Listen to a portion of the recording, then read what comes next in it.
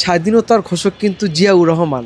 এটা কিন্তু বিকৃত করে পাঠ্যপুস্তকে আমরা দেখছি, বিগত সরকার আমলে পাঠ্যপুস্তকে এটা বিকৃত করে অন্যজনের নামে চালিয়ে দেওয়া হয়েছে। আমরা নাম বলবো না।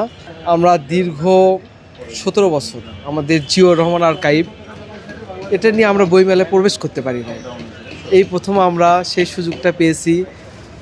আপনারা জানেন দেশনায়ক তারেক রহমান প্রধানমন্ত্রী হয়েছেন, হয়তো বা সেই সুযোগে আমরা এই সুযোগটা পেয়েছি এবার প্রথম 21শে বইমেলা। গত বছর আমরা চেষ্টা করছিলাম আমাদের স্টল দেওয়ার অনুমতির জন্য, আমরা ওইভাবে আসলে কোনো সাড়া পাই নাই, বিধায় আমরা পড়ার চেষ্টা করি নাই।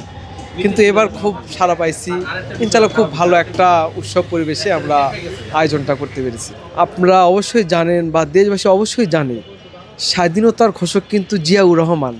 এটা কিন্তু বিকৃত করে পাঠ্যপুস্তকে আমরা দেখছি, বিগত সরকার আমলে পাঠ্যপুস্তকে এটা বিকৃত করে অন্যজনের নামে চালিয়ে দেওয়া হয়েছে। আমরা নাম বলবো না। জিয়াউর রহমানকে স্বাধীনতার ঘোষক, এটা কিন্তু একদম বাস্তবসম্মত এবং এটা কিন্তু ইতিহাসেও দেওয়া আছে। তো আমরা এটাকে চাইছি, এই জিয়াউর রহমানের স্মৃতি এবং তার সংগ্রহগুলোকে আমরা জাতির সামনে তুলে ধরতেছি এবং ইনশাআল্লাহ এটার মাধ্যমে ভবিষ্যৎ প্রজন্ম সঠিক ইতিহাসটাই পাবে আমাদের এখান থেকে, এই জিয়াউর রহমান আর্কাইভ থেকে। এটা খুব ভালো একটা উদ্যোগ।